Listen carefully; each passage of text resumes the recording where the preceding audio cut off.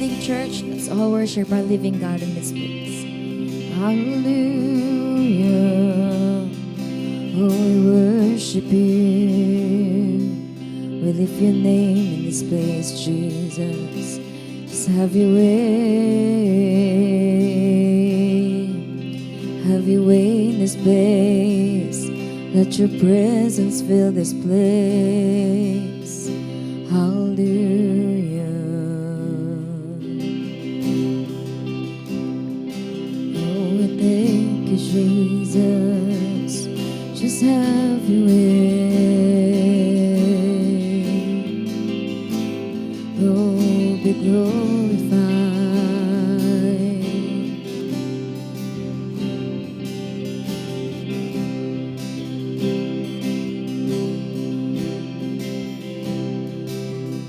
The splendor of a king, clothed in majesty, let all the earth rejoice, all the earth rejoice. He wraps himself in light, and darkness tries to hide, and trembles at his voice, trembles at his voice. How great is our God! Sing with me, how great is our God! And oh, we'll see how great is our God. Hallelujah. The splendor of a king, clothed in majesty, let all the earth rejoice, all the earth rejoice. He wraps himself in light, and darkness tries to hide, and trembles at his voice, and trembles at his voice. How great is our God! Sing with me, how great is our God! And oh, we'll see how great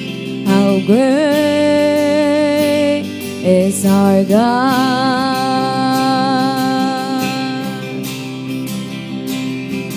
How great is our God!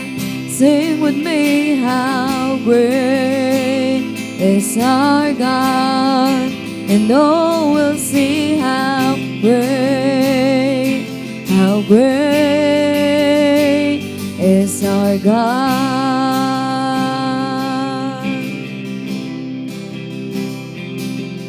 In age to age he stands,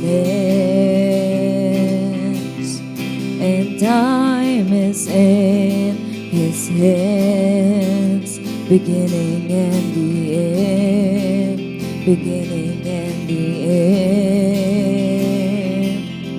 The Godhead three in one, the Father, Spirit, Son, the Lion and the Lamb, the Lion and the Lamb. How great is our God! Sing with me, how great is our God! And oh, we'll see how great is our God.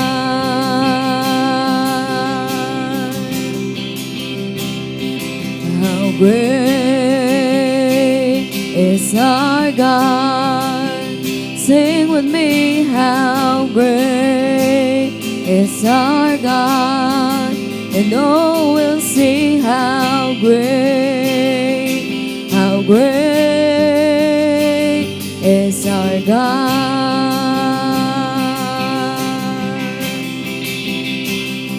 You are name above all names. You are worthy of all praise. My heart will sing how great is our God.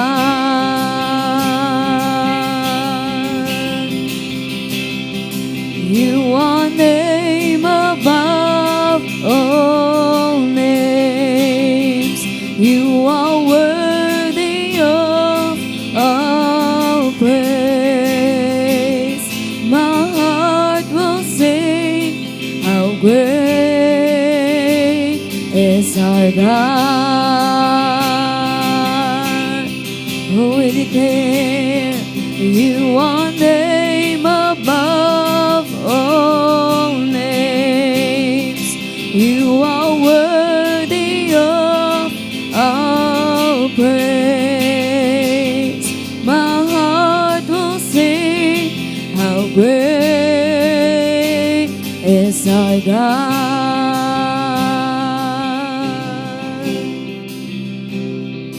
How great is our God.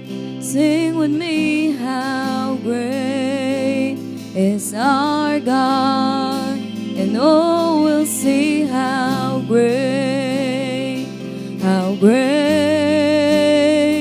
is our God. Oh, we declare how great is our God.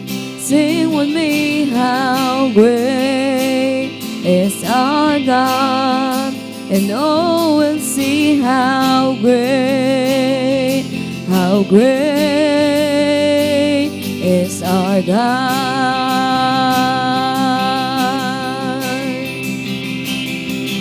You are name above all names.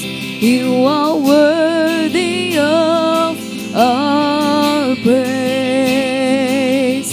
My heart will sing how great is our God.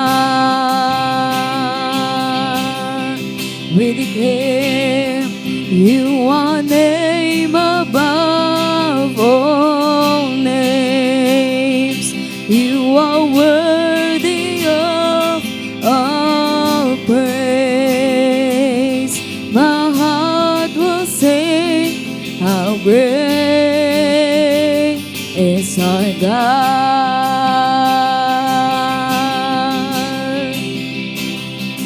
How great is our God. Sing with me, how great is our God, and all will see how great is our God. Oh, we declare how great is our God. Sing with me, how great is our God, and all will see how great is our God.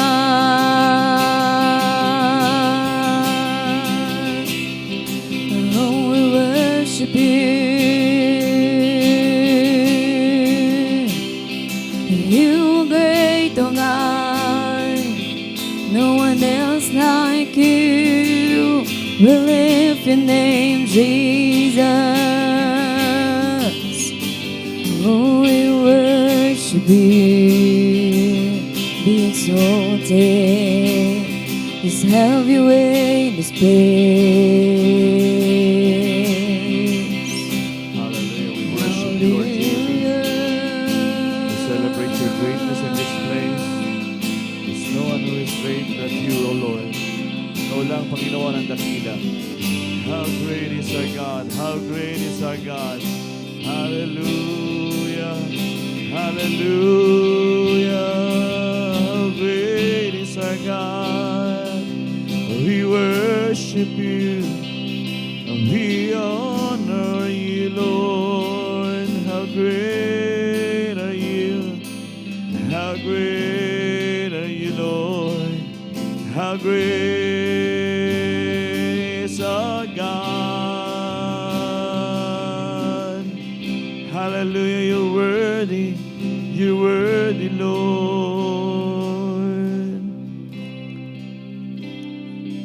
Thank you, Jesus. Thank you, Abba, Father. Thank you, Holy Spirit. Truly, you are a great God in our life, in our family, in this church. And you will remain like that in us. Everything in us, they will see your greatness. And it will never be hidden, O God. Mahayag at mahayag ang iyong kadakilaan sa aming mga buhay. At hindi namin din ipagkakaila ito, hindi namin ito itatago. Ito po'y mararanasan, makikita at tunay na makakapangyari sa buhay namin at sa pamamagitan ng mga buhay po namin. Dakila ka, O Diyos, gumagawa ka ng mga milagro timala. Patuloy mong pinupuno ang lahat ng kulang sa amin. Patuloy, Panginoon, na sinusustain mo kami. Patuloy na pinipreserve mo ang bawat buhay ng bawat isa sa amin. Dakila kang tunay, Panginoon. You are great and greatly to be praised. You are worthy of all the worship. You are worthy. Your name that is above every name. And we serve a God who is almighty. We serve a God who is all-powerful. You are great in our life. And we know, God, we will experience continuously that abundance of your greatness in each and every one of us. Lord, be free in our life. Be free to move. Fill our hearts. Holy Spirit, show us your ways and help us to fulfill your will. Mangyari at may sa katuparan ang iyong kalooban sa aming mga buhay. Patuloy kami magpapasakop. Patuloy kami magpapakumbaba. Patuloy na magpaparaya sa iyo, Panginoon, upang kami ay gabayan at tulungan sa iyong mga pamamaraan. Hindi kami magre-resist kung anong gusto mo para sa amin. God, I pray that you will find hearts that are willing, humble, submissive to your only will, and obedient, Lord God, all the way. Lord, be glorified in us. And in tonight, God, I pray that hearts are ready to receive more of you, your revelation, ang iyong salita, maging buhay na buhay sa aming lahat. At naniniwala kami, kumikilos ka sa aming kalagitnaan at mararanasan namin ang iyong kaluwalhatian. Parangal ang aming ibibigay sa iyo. Papurit, pagsamba, pagdakil at pagpapala. Ikaw ang karapat-dapat sa lahat ng mga ito. Salamat sa pangunguna at pagsama mo, sa kapangyarihan mo, Panginoon, na magmamanifest sa buhay at pamilya ng bawat isa. At sa lugar na ito, puspusin mo po kaming lahat ng iyong banal na Espiritu. Salamat sa iyo, Panginoon. We give you all the praise, all the honor, and all of the glory is all yours, God. We love you, Lord. In Jesus' name. Amen and amen. Amen. Hallelujah. Good evening. Thank you, Lord. Bago tayo magsayo po, just go around, shake somebody else's hand, and bless one another.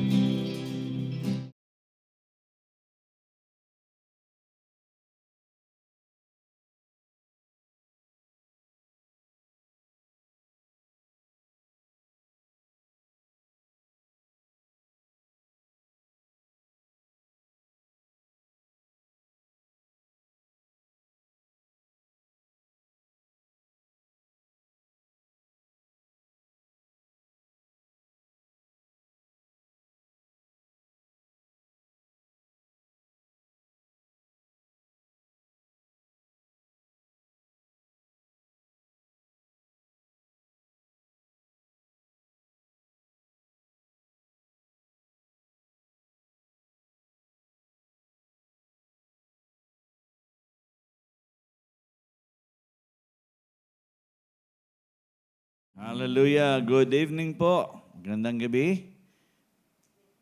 Good evening. Okay, so welcome sa ating midweek service, midweek prayer service. And I'm glad to see you. And I'm still encouraging a lot of our brothers and sisters na talagang they will make time to be a part of our services, not just on Sunday, but also on this kind of service, no? Kailangan natin ng gantong gawain. Okay, we don't settle for anything less. Tama ba? We are supposed to not settle for anything less because God is God of abundance and we are supposed to experience His abundance and we don't want that abundance will not be experienced by us because we are not measuring up well. Okay?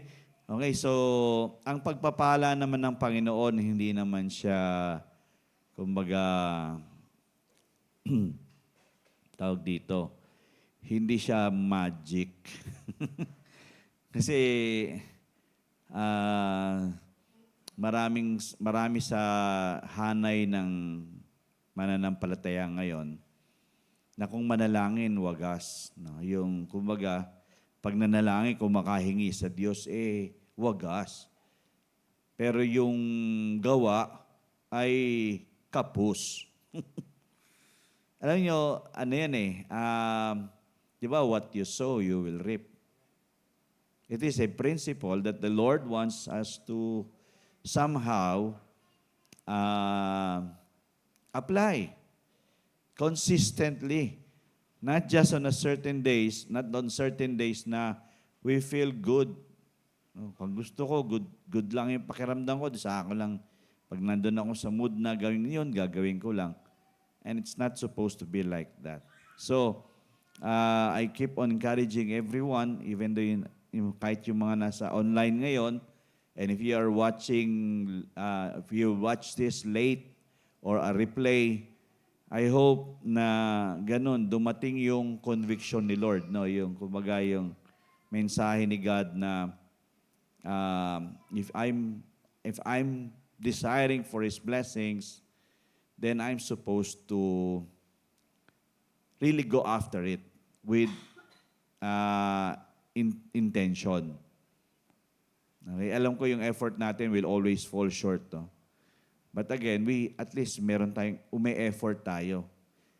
Lahat naman ng ginagawa natin dito sa mundo, may reward yan. Either here we will have our reward, but the best is that we will have our eternal rewards. Amen? So again, welcome to our midweek service. So meron tayong isa para sa ngayong Pebrero na matatapos. Isang event na lang. Sa Friday po ito, yung ating Young Adults Fellowship. So I hope yung mga young adults natin will join, no? Na they will take time to be here at 7 p.m.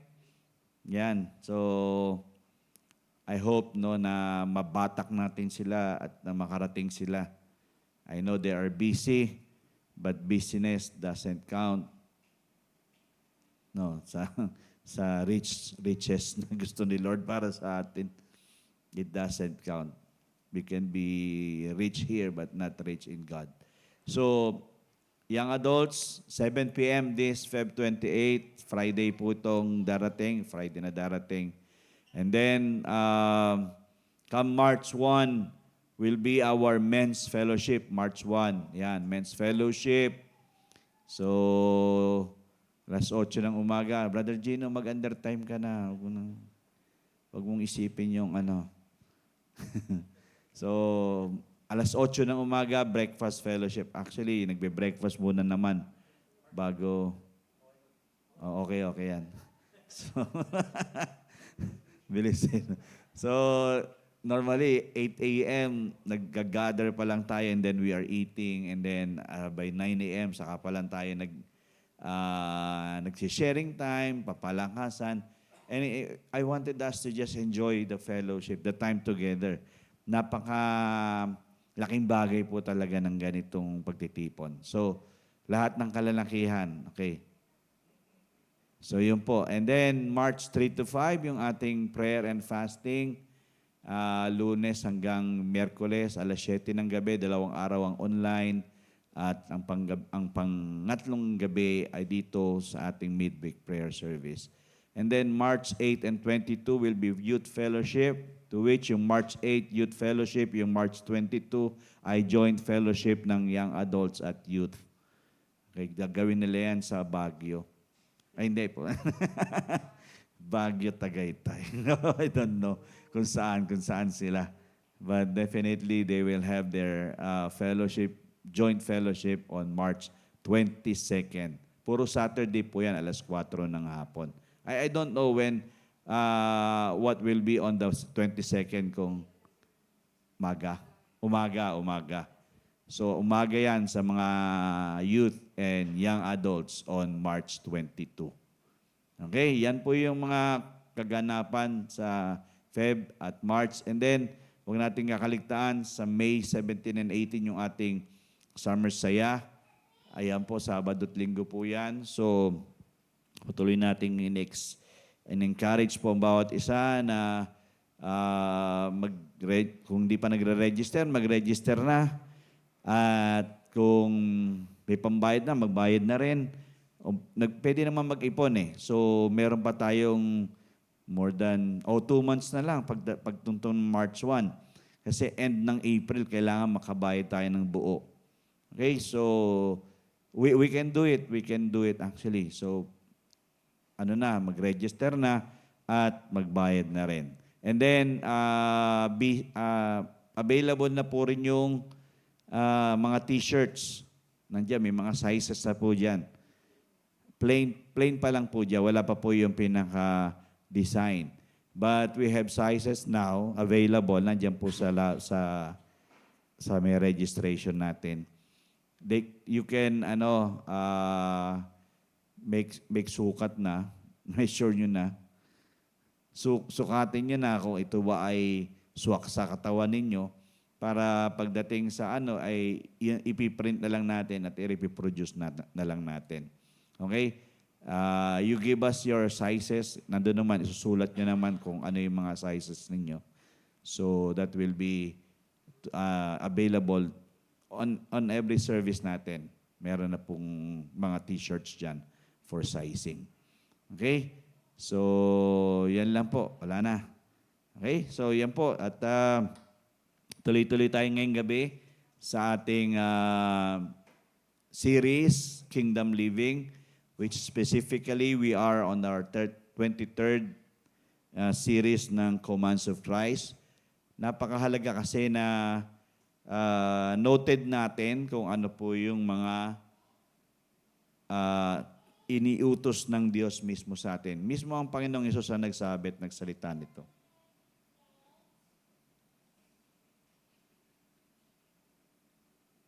Parang ayaw nandiyan ba? Yan. So, the commands of Christ. This is series number 23, the commands of Christ. So, I want us to, kumbaga, reconsider ourselves. No? Consider natin mga sarili natin really as disciples, because as disciples, we are supposed to be getting commands from our Lord Jesus Christ.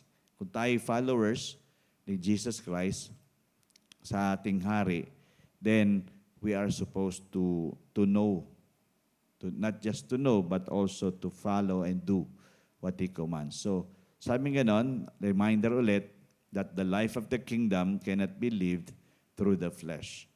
Ang buhay sa kaharian ay hindi maisa sa pamuhay sa pamamagitan ng laman. Na again, ito ang napagkakamalian ng maraming Kristiyano, mananampalataya, na kapag namuhay ka sa kaharian, kaya mo na ito sa pamamagitan ng iyong laman. We will all fall short. Okay? We will all fall short. So, kaya nga sabi sa Zechariah 4 verse 6, He said to me, this is the word of the Lord to Zerubbabel, not by might nor by power, but by my Spirit, says the Lord Almighty.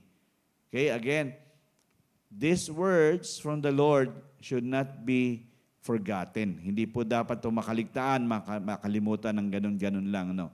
Kasi sabi ganon, ito ang sinabi ng salita ng Diyos sa akin.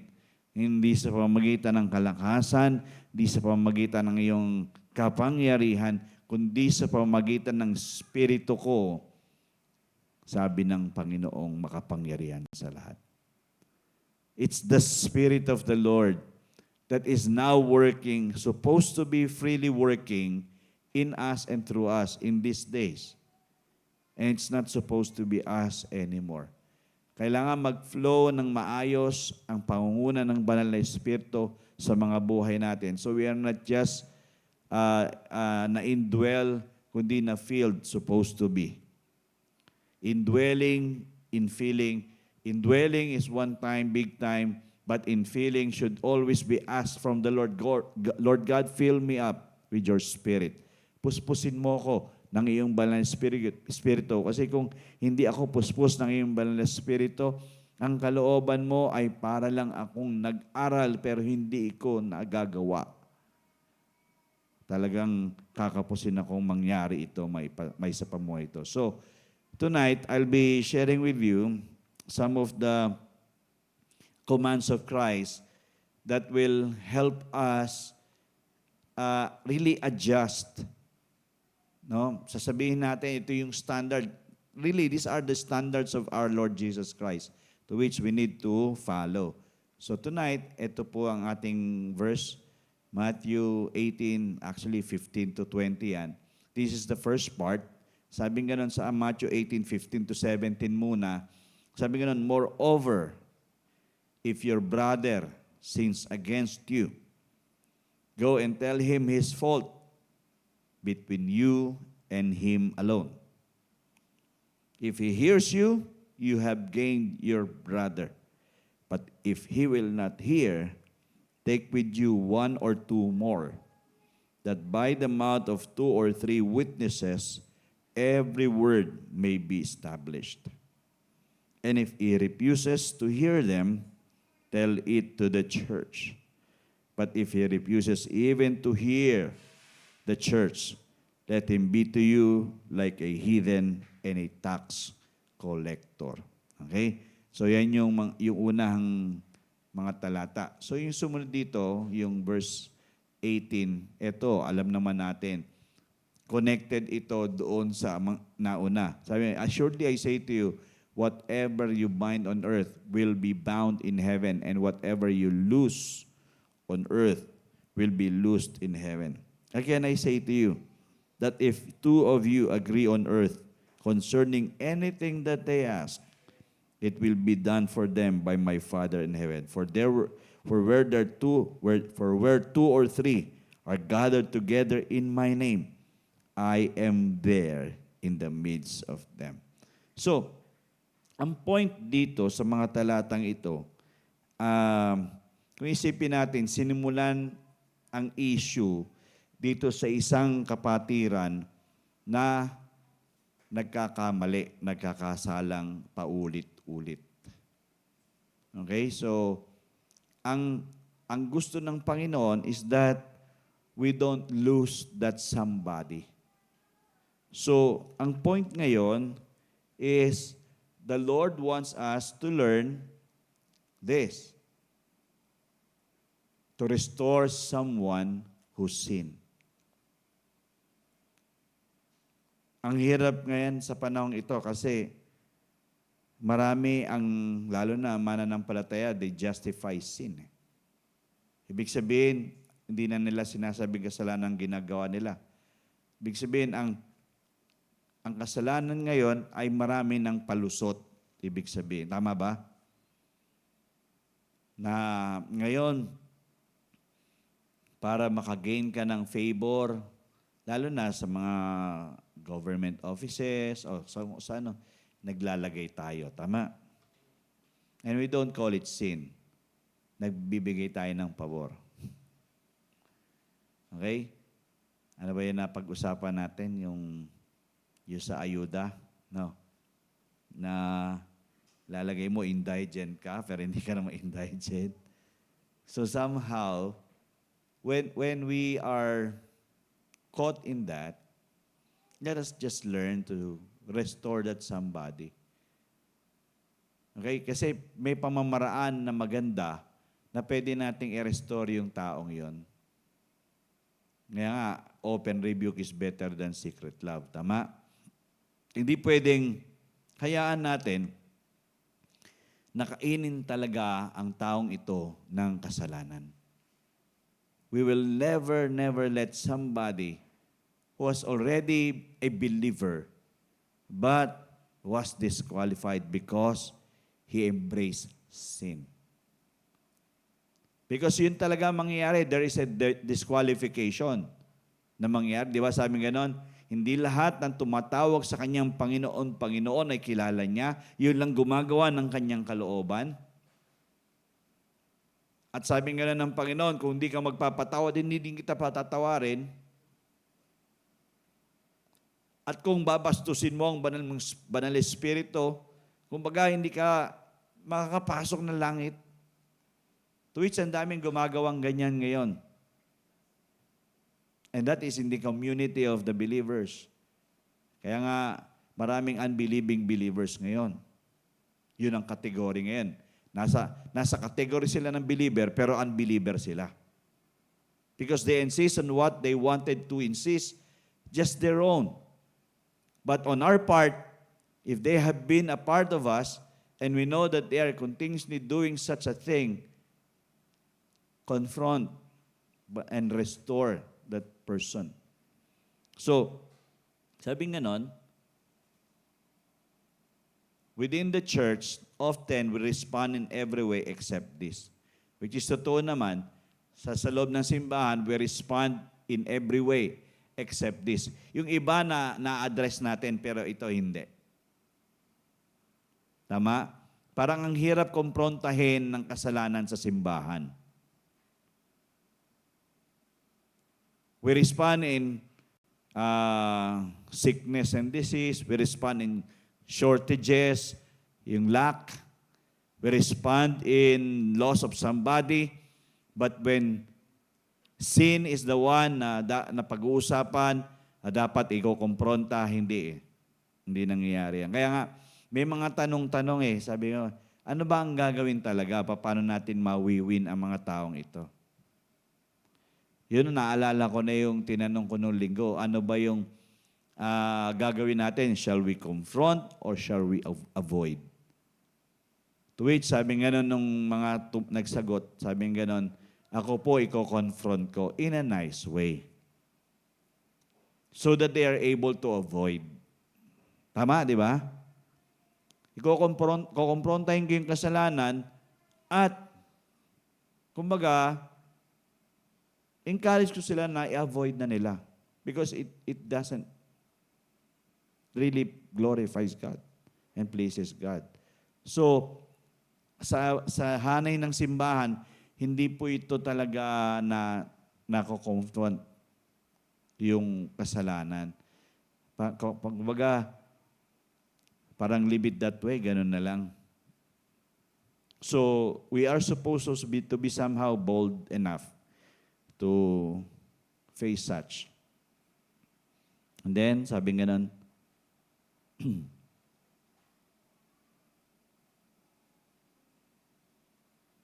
at times, yan nga, we ignore. Ito yung mga response natin. Sometimes we ignore, and then we gossip, di ba? Tama ba nangyayari?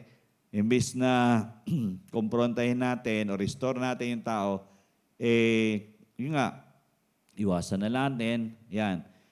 Pag-uusapan natin, tapos, yun nga, iwasan natin yung taong yon with the one who had sinned. So, ang hirap no na sa hanay ng simbahan, ganito ang atmosphere na dapat, kumbaga, nandun, we are supposed to be the one who is rebuking, who is confronting, encouraging that person to make it right with the Lord. Pero hindi ito tama yung we ignore them and gossip them, and we avoid contact with them.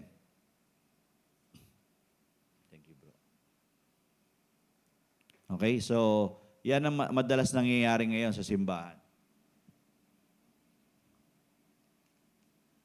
So, it's very clear, sinasabi ng Panginoon doon sa Matthew na kausapin, harapin, face to face. Hindi po ito via cellphone. Okay? Meron ako kasing ginawa na, siyempre, parang wala naman ako sa lugar dito. Kumbaga na out of place, out of town tayo yun eh. Tapos ang kinumpronta ko nandito. So, tinawagan ko siya right there and then sa cellphone. Malaman ko yung ginawa niya. But I have not condemned him, but I have condemned the sin that must be stopped in his system. Okay? And then next, sabi ganon, deal directly and decisively. Deal directly and decisively. And then limit disclosure of it to others. Kapag dinideal natin ito directly and decisively, ibig sabihin hindi tayo padalos-dalos, no? Pare, kung ang issue ay masyadong scandalous or very, tawag dito, hindi siya dapat, baga may skandalo yung tawag na lang, wag mo nang hayaan na ang pagkumpronta ay parang yung, alam niyo yung mga parang palingkera makipagkumprontahan. Directly nga, pero decisively. Kaya laking bagay yung, pwede ba kitang makausap? So that person will somehow think of it. And you know that you are concerned with that person. And pag kinausap mo, it is just supposed to be just you and him. Kayo lang dalawa. Huwag nyo nang pagsabi sa iba. Kaya nga, somehow, kami ni Salen, ganyan, maraming mga secrets. We don't want to disclose everything. Lahat yan, kung ano yung sinabi nyo sa amin na lang yun. Basta mahalaga, maministeran namin kayo. Worse, we have heard some of the worst situations. But there are times that we need to open it up, but it's not supposed to be somehow para bang let people know who's this. Para bang ang tag dito, yung sa showbiz, yung blind item, tama ba yun? Nagpe-preach ka, sasabihin mo, ay, alam nyo ba? Itong kapatiran na ito yung ginagawa nun. So, siguro naman wala kayo nadinig na ginagawa akong ganun. Na sasabihin ko dito, alam nyo ba, yung isang kapatid natin, ganito ginagawa niya. Grabe siya. Ang clue ganito. So, pag ganyan, hindi tamang pagre-restore yan. Ang pagre-restore doon sa taong nagkakasala ay directly and decisively. And as much as possible, we don't disclose this to others. Okay, kung tayo ay pinagkatiwalaan ng taong yun, let it be. Let us remain trustworthy of that somebody. Okay? Lahat naman ng mga istorya nyo, sabi, at nakakatawa nga yung, ano bang pelikula yon, yung kay Hugh Jackman na robot. Yung may anak siya na sa boxing, nagbo-boxing siya, retired boxer siya. Still,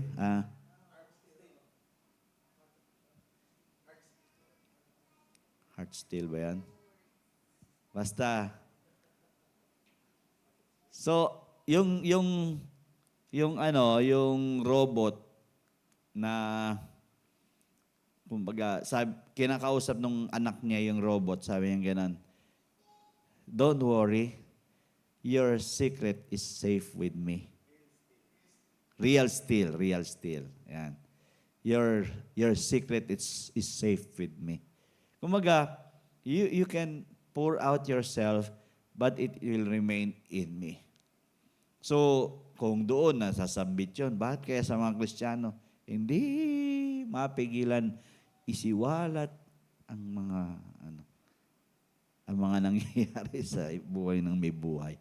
So, let us deal directly and decisively, and we need to limit disclosure of it to others. That is why in Galatians 6 verse 1, sabi nga nun, brothers, brethren, sabi nga nun, if a man is overtaking any trespass, you who are spiritual, restore such a one in a spirit of what? Gentleness. Okay? Considering yourself, lest you also be tempted. Okay? Sabi nga nun, mga kapatid, pag isang tao ay nagkaroon ng sablay sa buhay, tayo daw na somehow nakakaunawa at spiritually somehow we have that revelation from the Lord. We have to correct and restore that somebody in the spirit of gentleness. Still the working of the Spirit in us.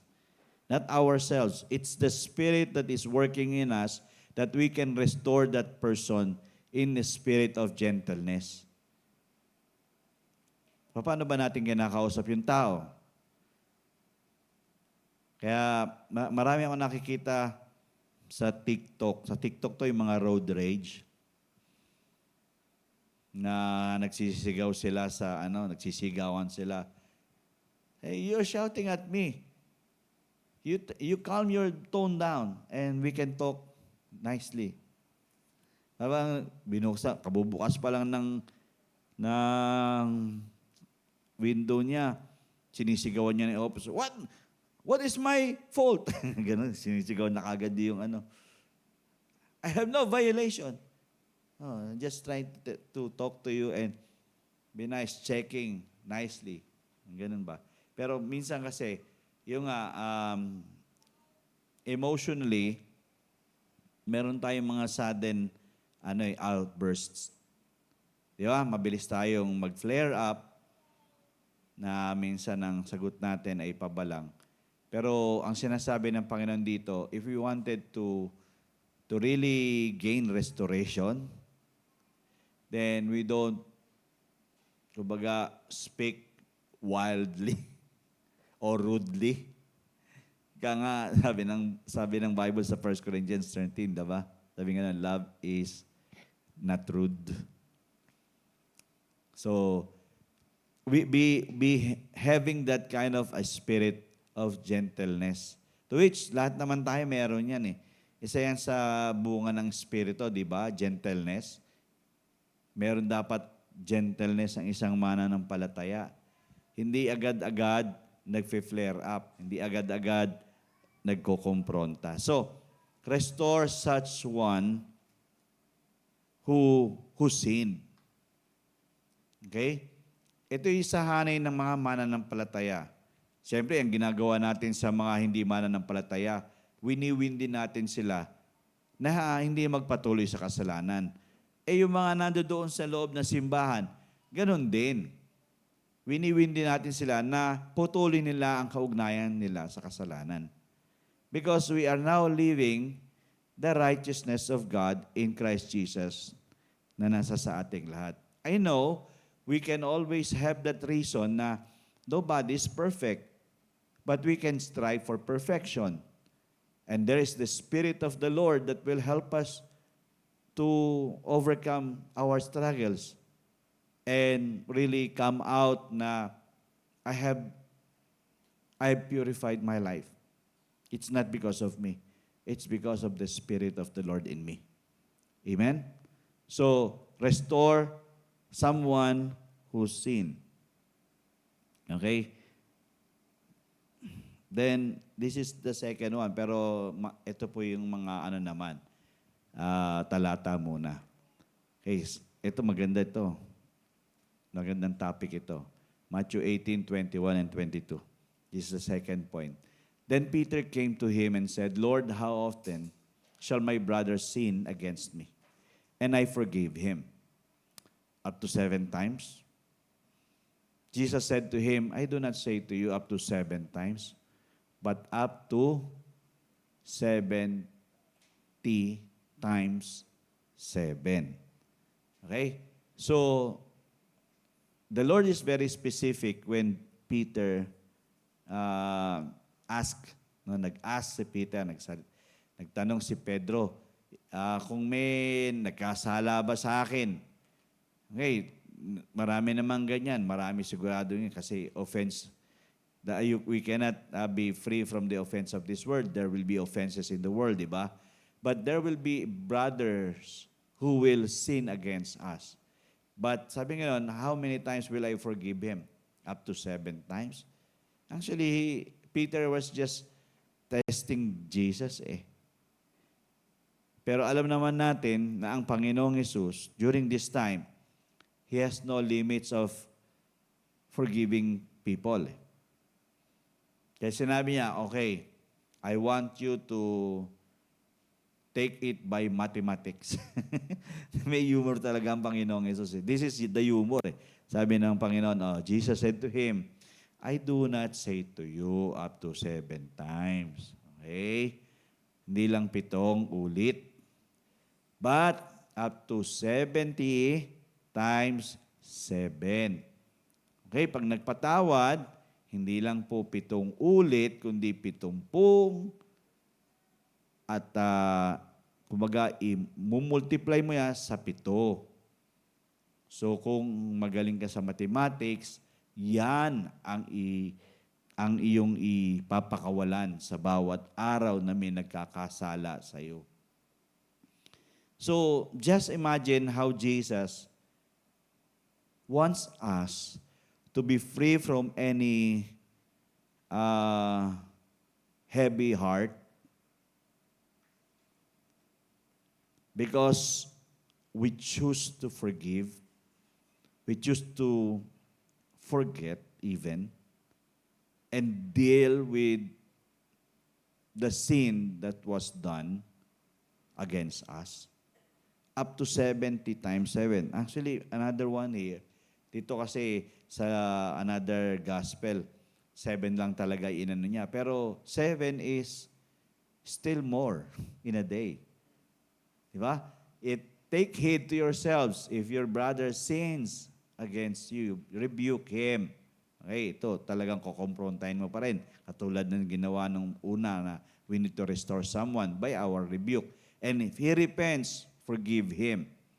And if he sins against you 7 times in a day, and 7 times in a day, return to you, saying, I repent, you shall forgive him. Kung bumalik ng 7 ulit, patawarin pa rin. Okay? So, ibig sabihin, huwag tayong magsasawang mag-release ng forgiveness. Bilang mga mananampalataya, tayo pong lahat ay responsible to always show love. Ang love kasi, 'di ba, ang talagang the greatest result of love is our forgiveness. To which Jesus Christ, our Lord, has already has given us an example of this. Yung pagpapatawad. Tingnan niyo to. Ito pala yung point. Ito para makita niyo. Yan. We forgive 70 times 7. Because, sabi ganon, we are called to reflect grace and mercy when others sin against us. We are here to reflect grace and mercy, to which our Lord Jesus Christ has full of grace and mercy. Amen? Tama ba? Ang ating Panginoong Hesus is full of grace and mercy. And we are to reflect that, the same thing.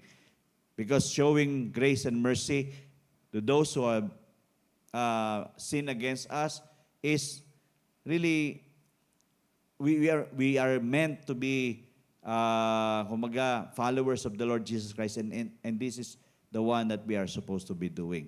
And then we have to realize the magnitude of God's forgiveness we receive. Yung nga, ma-realize natin yung magnitude, yung laki ng pagpapatawad ng Panginoon sa atin. Di ba yung iba, puot na puot? Yung iba, punong-puno ng sama ng loob. Pero sa totoo lang, wala ito sa kalingkingan ng pagpapatawad ng Panginoon sa atin. Isipin na lang natin yung lawak, lapad, laki ng pagpapatawad ng Diyos na tinanggap natin sa buhay na ito. Tapos, konting sablay ng iba, hindi natin mapatawad. Lahat naman ng tao, sasablay at sasablay laban din sa atin. At tayo rin naman sa kanila. Pero ang sabi ng Panginoon, ang pagpapatawad ay hindi, kumbaga, dapat napuputol sa isang araw. Kung dito'y ipinapakawalan lang, nire-release lang, araw-araw.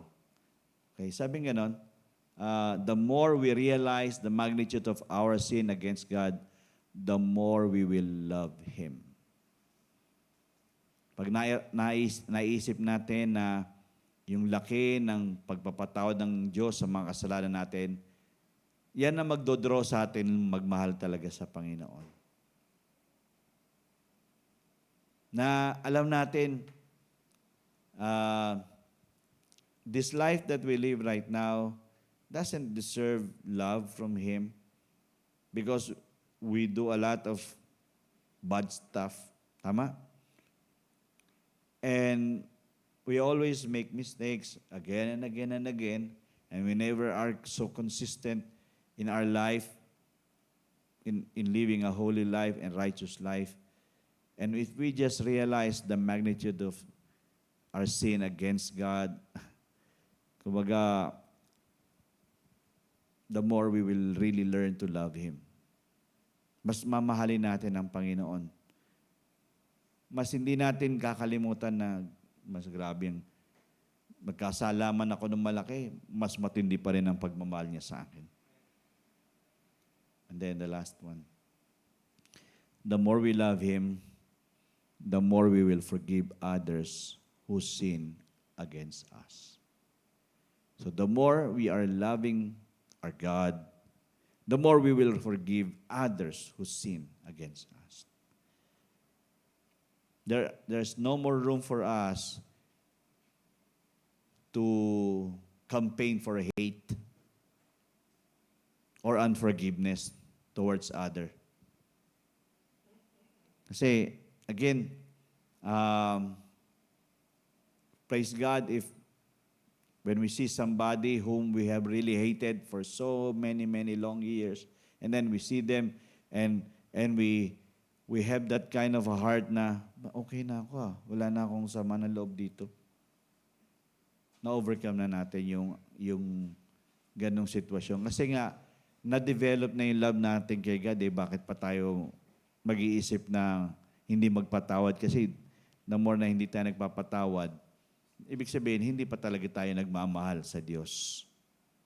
Okay, so mga kapatid, forgiving other people 70 times 7 is somehow a numerical thing. The Lord Jesus, kumbaga, nirelease niya lang, nireveal niya lang sa atin. But in supernatural, it is beyond our limits. It is beyond our imagination. Ang pagpapatawad ng Panginoon talagang napakalawak at talagang immeasurable siya. So I want us to close with this. Luke chapter 7, verse 47. Therefore I say to you, her sins, which are many, are forgiven. For she loved much. But to whom little is forgiven, the same loves little. So there is, kumbaga proportion lang. Itong babaeng ito, nakatanggap ng forgiveness sa kanyang mga kasalanan because she loved much. nagmahal siya. At ang mahal niya ang Panginoon. Kaya sabi ng Panginoon dito, if you are just giving a little forgiveness, it is just showing that you have a little love. Kaunti lang yung pagmamahal mo. So, kung di tayo makapag-release ng forgiveness, tapos di natin mapalampas ang ginagawa sa laban sa atin, we need to think twice, reconsider our ways, and ask the Holy Spirit to bring such conviction in us. Magkaroon tayo ng ganon, yung deeper conviction from the Lord na, Lord, please let me learn your ways, let me live your ways, let me walk in it. Malakaran ko to, O Diyos. Kasi kung i-resist ko ito, ako rin ang talo. Forgiveness is a very strange situation, strange topic na sa iba. Dahil still a lot of people will never release forgiveness. May mga taong ganyan na sasabihin, as long as I live, I will never forgive that person. Tayo kaya sa simbahan, mga taong nandito,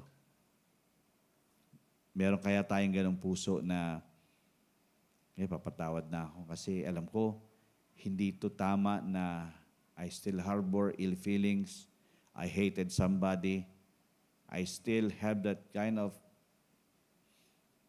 yung makwento lang sa akin, natitrigger ako.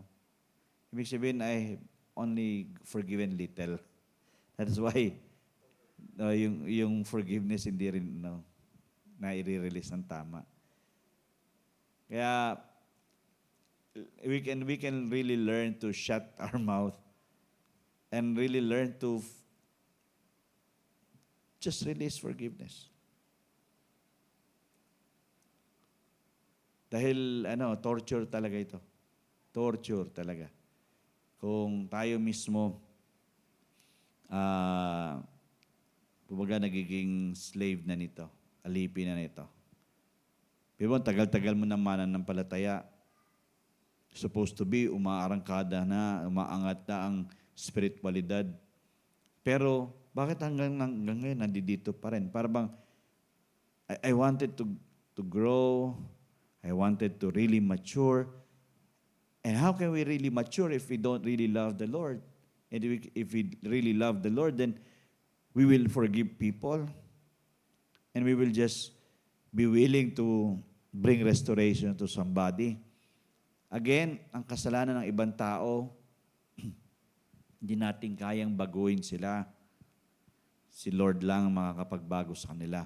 Pero ginagamit tayo ng Panginoon in a nice way. Tama ba? Pwede natin sabihin, Brad, sis,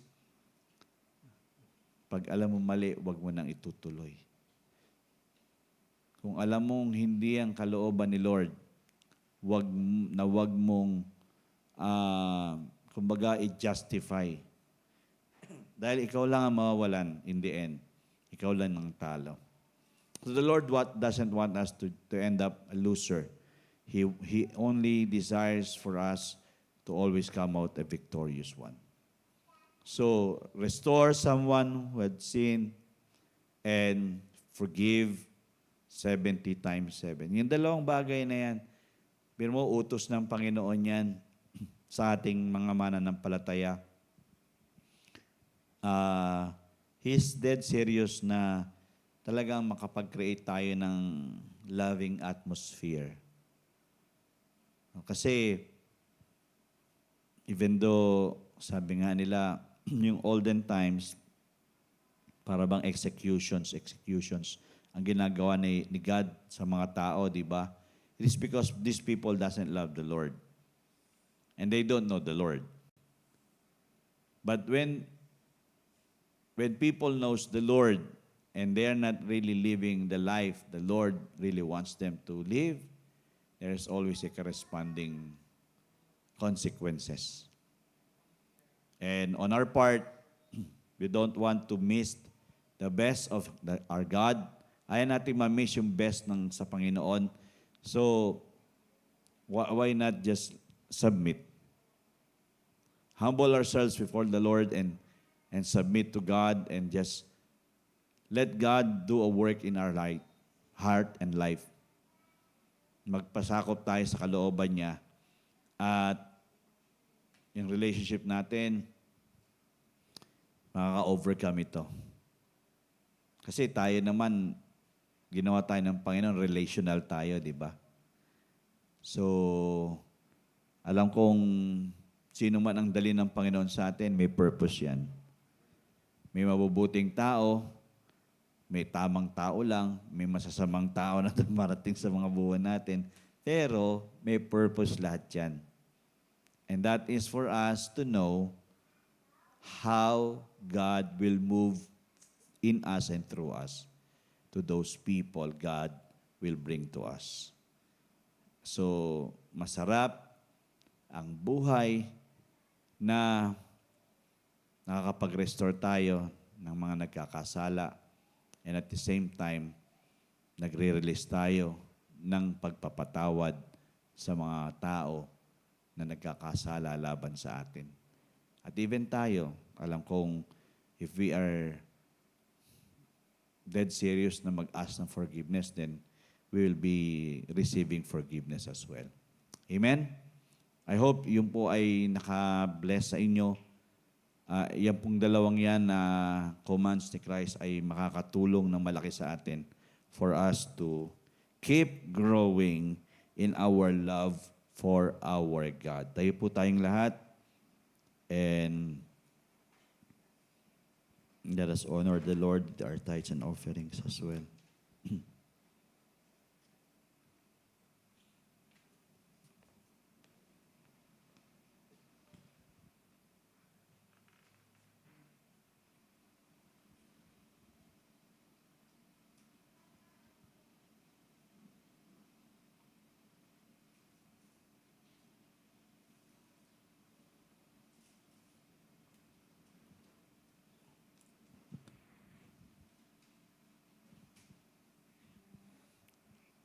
Hallelujah.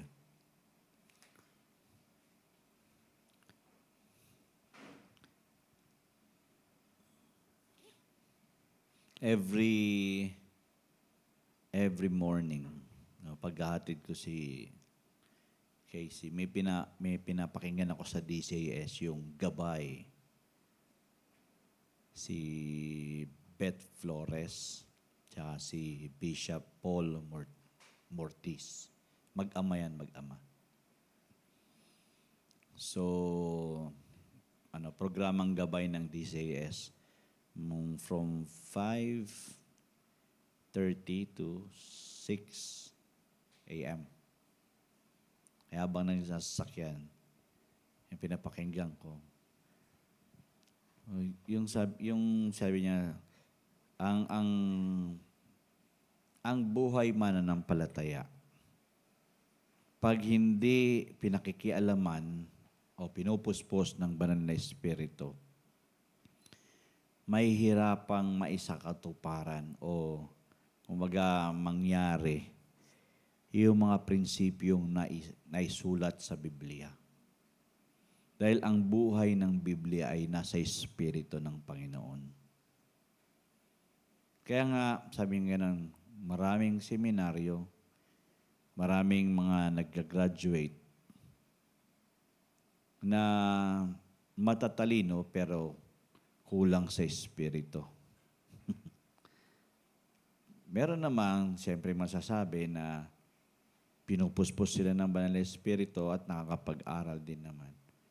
Pero ang balanse ay you know, you have the knowledge and you have the Spirit of the Lord. And with the Spirit of the Lord, you know, you're not going,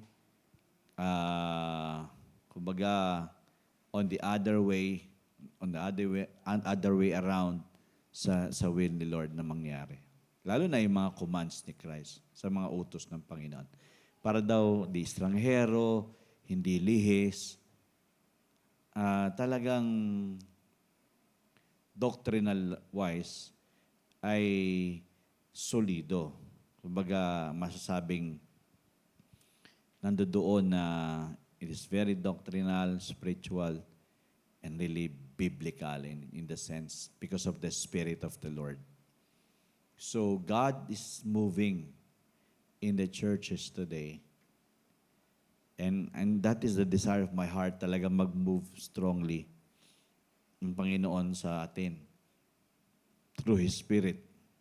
That we are not a total stranger of how He works. So, let us just desire for more of Him. Desire natin na kumilos siya palagi ang Banal na Espiritu sa atin ng malaya at malakas. At hindi tayo mapuno ng emotion, kundi talagang alam natin, I'm fully led by the Spirit of the Lord.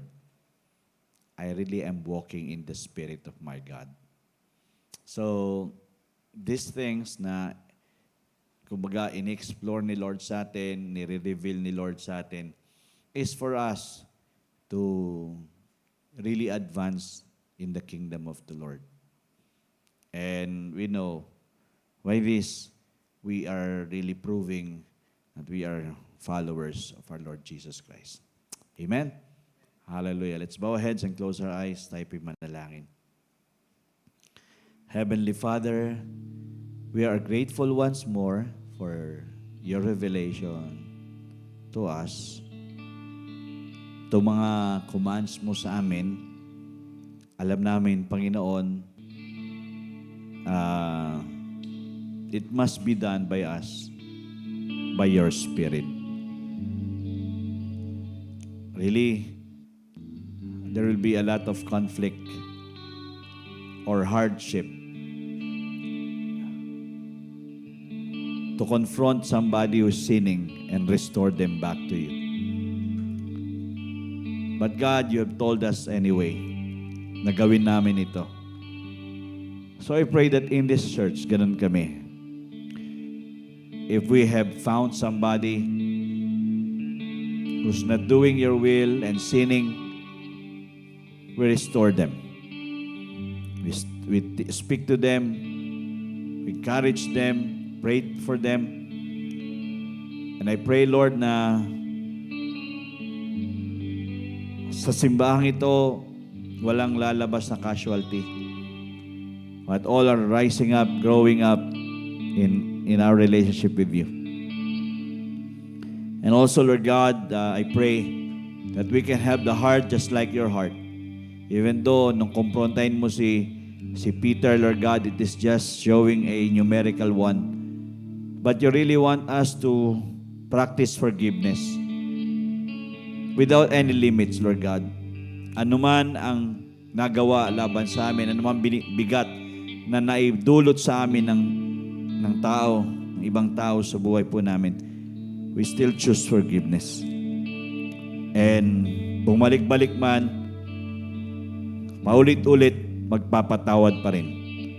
At hindi hayaan, Panginoon, na mag-harbor ng any ill feelings, but rather, Lord God, just like you, who still chooses love rather than hatred. He chooses love rather than condemn the people. Lord, I pray that we can have a heart like yours and that you are filling each and every one of us with your Holy Spirit. Manungunan ka at samahan mo kami sa pamumuhay at paglakad namin bilang mga mananampalataya, bilang mga tagasunod mo, bilang mga disipulo mo, Panginoon. Let your will be done in us, O Lord. And let the Spirit of the Lord continuously fill us every day. Bring such conviction, Lord God. Speak in our hearts and our life so we can walk in your ways and bring glory and honor to you alone. Panginoon, samahan mo ang simbahang ito, ang Life and Peace Believers Community. I ask you, Lord, be merciful unto this church. I pray that you will pour out your grace. That none of us stay sinning, but all of us just keep ourselves humble, submissive to you, living our lives in righteousness and holiness. And I pray, O God, that we will always desire you, that we will always seek you, because we know we will find you as we seek you with all of our hearts. God, I pray that everyone, every family represented in this church, God, you will arrest that our hearts are hungry and thirsty for more, craving, talagang desperate sa iyo, Panginoon.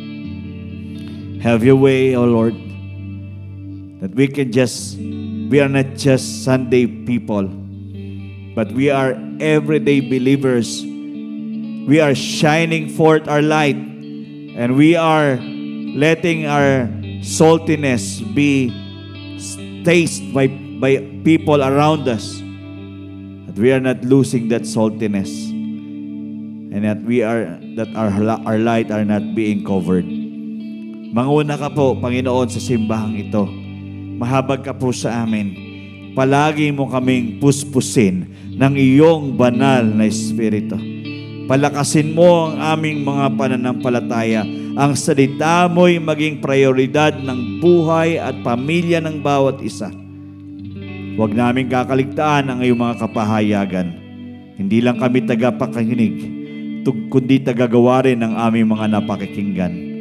Kami may pananampalataya na gumagawa. Kami ay lumalakad ng may takot sa Diyos. Panginoon, salamat po. Gagawa ka ng mga milagro at himala at patuloy na pupunuan mo po ang buhay at pamilya ng bawat isa. Hindi po kami pagkukulangin, kundi patuloy na pag-aapawin ng masaganang biyaya at pagpapala mo araw-araw sa buhay na ito. Pag-iingatan mo kami, tatakpan ng banal na dugo ng aming Panginoong Yesus at patuloy na susubaybayan sa bawat araw ng buhay namin para kami ay palaging nakakabigay kaluguran sa iyo, aming Panginoon. Salamat, Panginoon, sa gabing ito. Salamat sa pagsama ng bawat isa nakabahagi sa lugar na ito. Lord God, I pray that you will release the anointing so that they will be able to rise above their situations, the anointing to break yoke of bondages in their lives and come out victorious always in Jesus' name. Sickness and disease cannot stay. We are healthy and strong. Hallelujah. Yung mga supply will always have an overflow in us. We will never lack. We will never have shortages. We will always have more than enough, O Lord.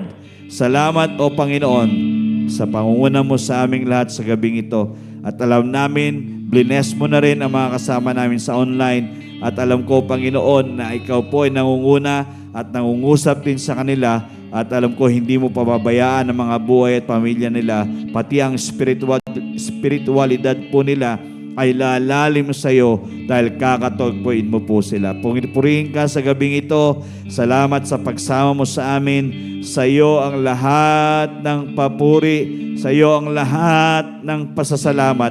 Sa iyo ang lahat ng kaluwalhatian at kadakilaan. Sa iyo ang lahat ng parangal, aming Panginoon. Purihin ka sa gabing ito. You have blessed us and we will continuously bless you. All this we ask and pray in Jesus' name. Amen and amen. Hallelujah, hallelujah. Well, isa pa magandang gabi sa ating lahat. You are the blessed of the Lord. You are a great blessing and your life will be a blessing to many lives. In Jesus' name, amen, amen. We love you, church. See you Saturday, Friday, Saturday, and Sunday. Bye.